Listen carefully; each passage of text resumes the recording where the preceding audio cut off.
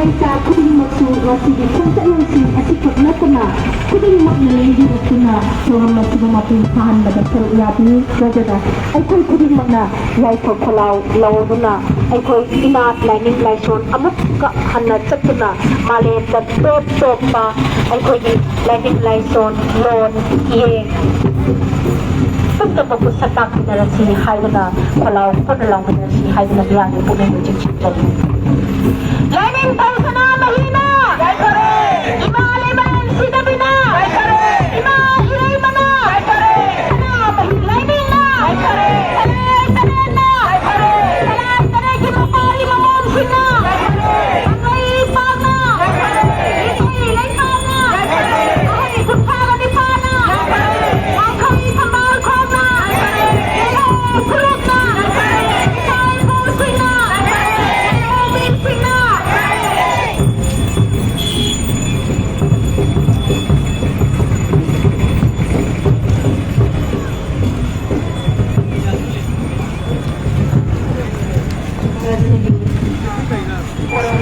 Kalen hari dunia pandang jaluk sama sama ada dayung sama legal ba aga Imphal amat punya sama yang main waktu pasti bila pasti berada pada nam dan berjadi saya seperti aku beberapa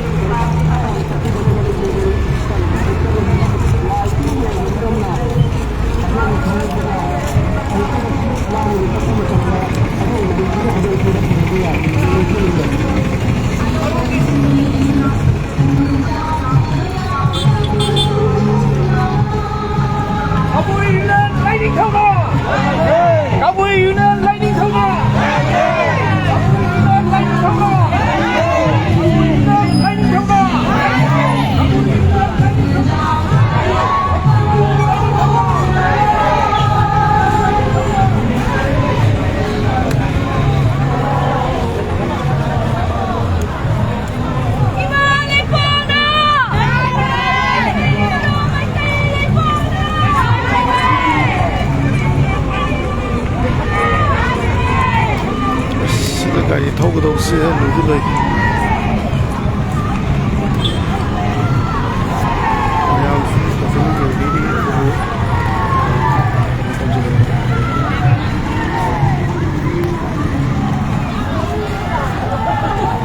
Prem hai ko prem ko dau bi hai mutu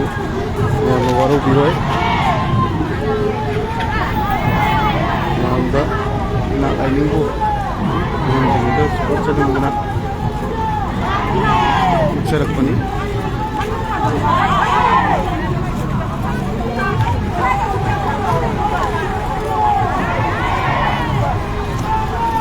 la de masi apina Meetei Laining itchibo ahan hoina chapa ukpi kiba laioi ko ai kunthagi mafam dai kai kumna ukpa degi ahan kuntha dana wata naram mafam adudagi aing phongban Sanamahi tempat buat bawa lakwa usapni lakwa horisna oang kai tamban pongde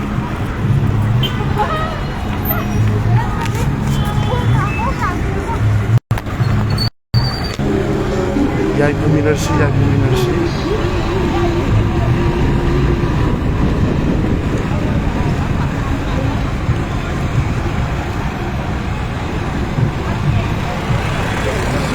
kabui yang besar kabui dah pergi lain tu Sanamahi itu yang menjadi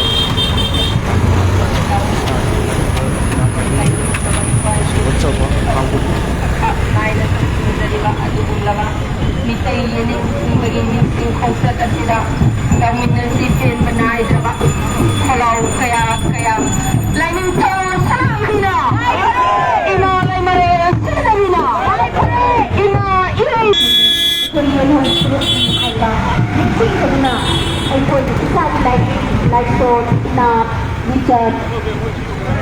ꯆꯠꯆꯗꯨꯅ ꯂꯥꯛꯈꯤꯕ ꯑꯗꯨꯒꯨꯝꯕ ꯀꯣꯔꯣꯡꯗ ꯅꯨꯃꯤꯠ ꯑꯗꯨꯕꯨ ꯃꯤꯇꯩ ꯌꯦꯡꯅꯤꯡ ꯍꯨꯟꯕ ꯅꯨꯃꯤꯠ ꯍꯥꯏꯅ ꯃꯤꯡꯊꯣꯟꯖꯗꯨꯅ ꯉꯁꯤ ꯆꯍꯤ 30 ꯁꯨꯔꯛꯄ ꯅꯨꯃꯤꯠ ꯑꯁꯤꯗꯒꯤ ꯂꯦꯞꯇꯨꯅ ꯆꯍꯤ ꯀꯌా ꯆꯨꯞꯅ ꯄꯥꯡꯊꯣꯛꯆꯔꯒꯗꯕ ꯑꯗꯨꯒꯨꯝꯂꯕ ꯀꯣꯔꯣꯡ ꯅꯨꯃꯤꯠ ꯑꯗꯨꯅꯤ ꯃꯤꯇꯩ ꯌꯦꯡꯅꯤꯡ ꯍꯨꯟꯕ ꯅꯨꯃꯤꯠ ꯍꯥꯏꯗꯨꯅ ꯃꯤꯡꯊꯣꯟꯖꯔꯒ ꯄꯥꯡꯊꯣꯛꯆꯔꯛꯏꯕ ꯑꯩꯈꯣꯏ ꯈꯨꯗꯤꯡꯃꯛꯅ ꯄꯥꯡꯊꯣꯛꯃꯤꯟꯅꯒꯗꯧꯔꯤꯕ ꯅꯨꯃꯤꯠ ꯑꯁꯤꯃꯛ ꯂꯩꯔꯝꯗ꯭ꯔꯒꯗꯤ ꯉꯁꯤꯃꯛ ꯑꯩꯈꯣꯏꯅ ꯃꯥꯂꯦꯝꯗ ꯃꯤꯇꯩ ꯐꯨꯔꯨꯞ ꯑꯁꯤꯅ ꯀꯪꯂꯩꯄꯥꯛ ꯑꯁꯤꯗ ꯂꯩꯔꯤꯕ ꯌꯦꯜꯍꯧꯃꯤ ꯐꯨꯔꯨꯞ ꯑꯁꯤꯅ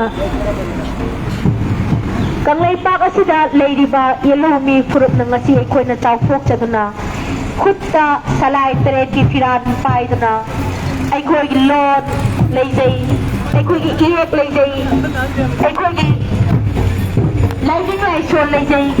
ꯑꯩꯈꯣꯏꯒꯤ ꯐꯤꯖꯦꯠ ꯆꯥꯛꯆꯥ ꯇꯣꯉꯥꯜꯂꯤ ꯑꯩꯈꯣꯏꯒꯤ ꯋꯥꯈꯜꯂꯣꯟ ꯑꯩꯈꯣꯏꯒꯤ ꯂꯥꯏꯅꯤꯡꯂꯣꯟ ꯑꯩꯈꯣꯏꯒꯤ ꯑꯩꯈꯣꯏꯒꯤ ꯋꯥꯈꯜꯂꯣꯟ ꯑꯩꯈꯣꯏꯒꯤ ꯇꯣꯞ ꯇꯣꯞꯄ ꯍꯧꯔꯛꯐꯝ ꯂꯥꯏꯁꯪꯗ ꯈꯨꯗꯤꯡꯃꯛꯀꯤ ꯃꯤꯡ ꯄꯟꯕ ꯉꯝꯖꯗ꯭ꯔꯒꯁꯨ ꯑꯍꯟ 39ꯒꯤ ꯊꯧꯗꯥꯡꯗꯒꯤ ꯉꯁꯤ ꯑꯩꯈꯣꯏꯅ ꯑꯗꯨꯒꯨꯝꯂꯕ ꯑꯩꯈꯣꯏ ꯆꯥꯎꯊꯣꯛꯆꯅ ꯍꯤꯡꯖꯕ ꯉꯝꯒꯅꯤ ꯑꯩꯈꯣꯏꯒꯤ ꯂꯥꯏꯅꯤꯡ ꯂꯥꯏꯁꯣꯟꯕꯨ ꯅꯤꯡꯁꯤꯡꯖꯗꯨꯅ ꯃꯈꯣꯏ 39ꯕꯨ ꯅꯤꯡꯁꯤꯡꯖꯗꯨꯅ ꯑꯩꯈꯣꯏ ꯄꯨꯟꯅ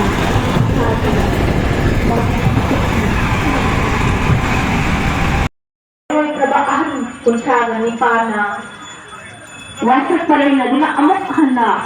ꯂꯥꯏꯅꯤꯡ ꯂꯥꯏꯁꯣꯟ ꯑꯗꯨ ꯆꯠꯅꯍꯟꯕꯤꯔꯒ ꯑꯩꯈꯣꯏꯒꯤ ꯏꯈꯨꯠꯇ ꯁꯤꯟꯅꯕꯤꯔꯝꯗꯨꯅ ꯉꯁꯤꯗꯤ ꯑꯩꯈꯣꯏꯒꯤ ꯆꯥꯗꯥꯟ ꯃꯆꯥ ꯃꯁꯨ ꯑꯣꯏꯍꯧꯔꯤꯕ ꯑꯩꯈꯣꯏꯅ ꯑꯃꯨꯛ ꯍꯟꯅ ꯏꯁꯥꯒꯤ ꯂꯥꯏꯅꯤꯡ ꯂꯥꯏꯁꯣꯟ ꯆꯠꯆꯗꯨꯅ ꯏꯁꯥꯒꯤ ꯂꯥꯏꯅꯤꯡꯊꯧ ꯁꯅꯥꯃꯍꯤ ꯌꯨꯝꯗ ꯏꯔꯥꯠꯆꯗꯨꯅ ꯕꯨꯔꯧ ꯄꯥꯈꯪꯕ ꯌꯦꯛ ꯁꯂꯥꯏꯒꯤ ꯑꯩꯈꯣꯏꯒꯤ ꯍꯧꯔꯛꯐꯝ ꯑꯣꯏꯔꯤꯕ ꯕꯨꯔꯧ ꯄꯥꯈꯪꯕ ꯅꯤꯡꯖꯗꯨꯅ ꯏꯃꯥ ꯂꯩꯃꯔꯦꯟ ꯁꯤꯗꯕꯤꯕꯨ ꯏꯔꯥꯠꯆꯗꯨꯅ ꯑꯩꯈꯣꯏꯅ ꯉꯁꯤꯃꯛ ꯃꯥꯂꯦꯝꯒꯤ ꯊꯥꯛꯇ ꯏꯁꯥꯒꯤ ꯂꯥꯏꯅꯤꯡ ꯂꯥꯏꯁꯣꯟ ꯂꯩꯖꯕ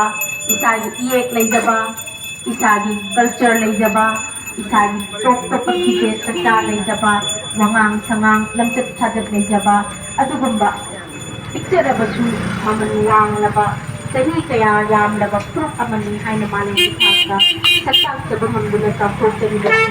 ꯂꯥꯏꯑꯣꯏꯈ꯭ꯔꯕ ꯑꯍꯟ 39 ꯑꯗꯨꯅ ꯑꯃꯨꯛ ꯀꯣꯔꯣꯡꯒꯤ ꯑꯁꯤꯗ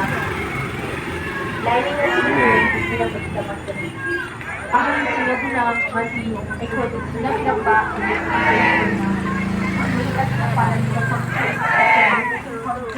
ꯃꯈꯣꯏꯒꯤ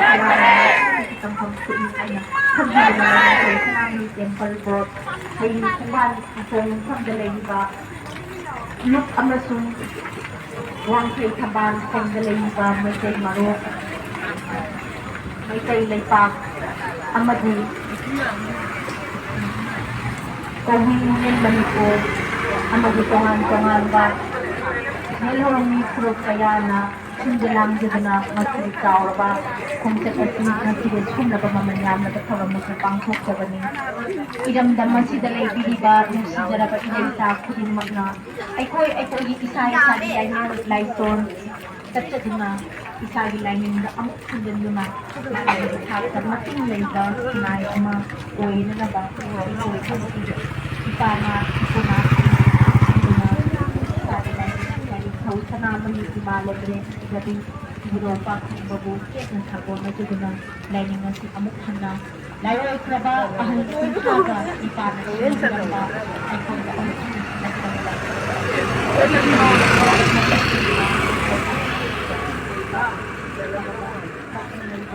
ꯑꯃꯨꯛ ꯑꯣꯏꯅꯅꯕꯒꯤꯗꯃꯛꯇ ꯉꯁꯤꯗꯒꯤ ꯅꯧꯅ ꯑꯃꯨꯛ ꯑꯩꯈꯣꯏꯒꯤ ꯑꯐꯕ ꯃꯤꯔꯣꯜ ꯑꯁꯤꯅ ꯋꯥꯁꯛ ꯄꯔꯦꯡꯅꯁꯤ ꯍꯥꯏꯅ ꯃꯌꯥꯝꯒꯤ ꯃꯐꯝꯗ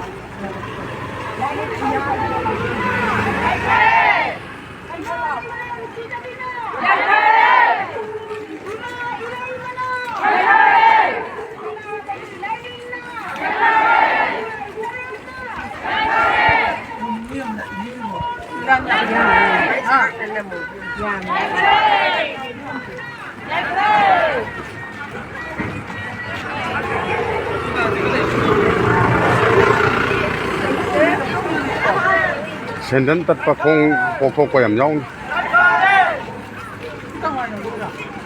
ꯍꯌꯤꯡ ꯈꯣꯡꯕꯥꯟ ꯀꯅꯥꯃꯦ ꯍꯌꯤꯡ ꯈꯣꯡꯕꯥꯟꯁꯤ ꯀꯔꯥꯏꯅꯣ ꯒ꯭ꯌꯥꯟ ꯇꯥꯗꯦ Ayun kung ban lại chẳng nào đó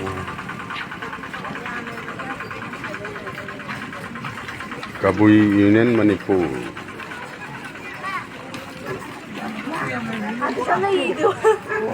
Kabui gió mà Kabui Laining chặt Sanamahi Laining chặt này nè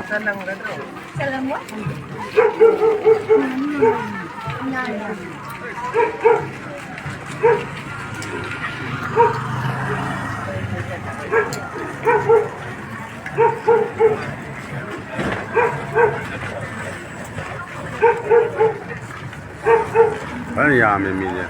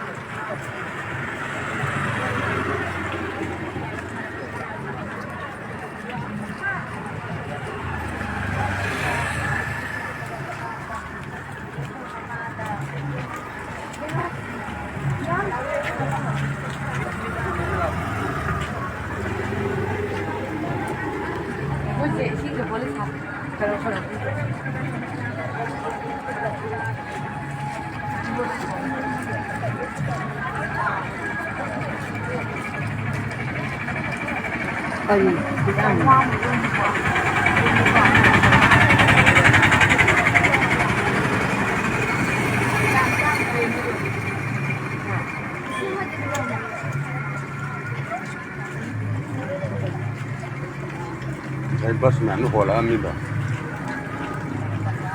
lấy cái như này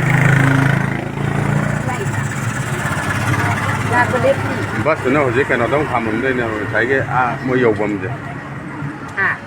mới tham mà cái khali chắc không này bus sinh đó anh là cái đó là cái anh là cái phố ngoài là cái môn tham mà mình giàu tiền cái giàu rồi số bác sĩ này cái giàu Ủa, rồi đó.